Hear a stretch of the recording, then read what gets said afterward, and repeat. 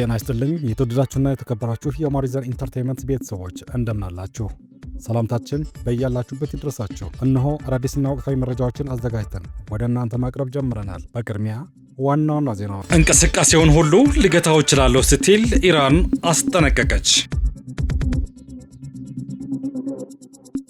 ራሴን ለመከላከል የምፈጽመው ጥቃት አጠናክሬ እቀጥላለሁ ስትል ቴህራን አስታወቀች።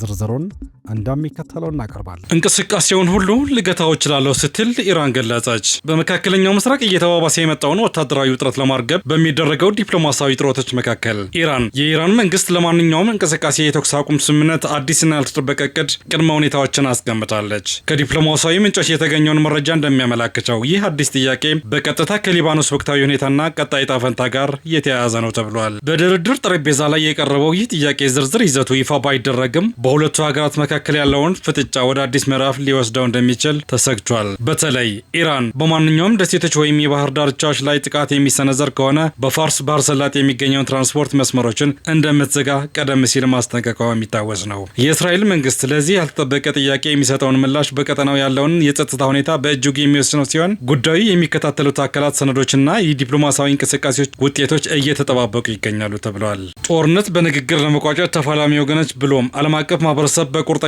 ሊሰሩ እንደሚገባ አጽንኦት ተሰጥቶታል።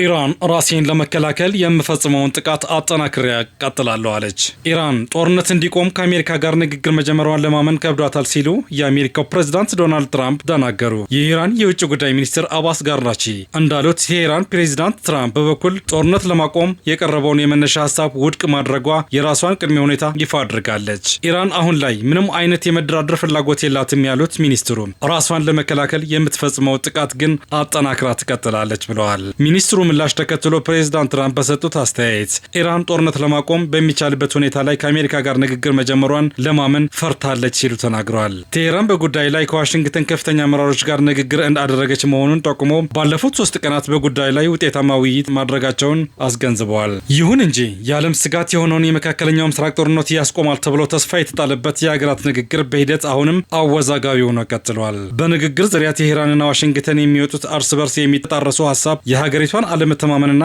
ለንግግር ያላቸውን ቁርጠኝነት አነስተኛ መሆኑን እንደሚያሳይ ቢቢሲ በዘገባው አስፍሯል። ይህ በእንዲህ እንዳለ በመካከለኛው ምስራቅ ተጠናክሮ የቀጠለው ጦርነት የሰው ሕይወት እንዲሁም በርካታ መጠን ያለው ንብረት እየወደመ ይገኛል። ኢራን በቀጠናው የአሜሪካ ጦር ሰፈር መገኛ በሆኑት ሀገራት ላይ የምትፈጽመውን የሚሳኤልና የድሮን ጥቃት አጠናክራ መቀጠሏን መረጃዎች ያመላክታሉ።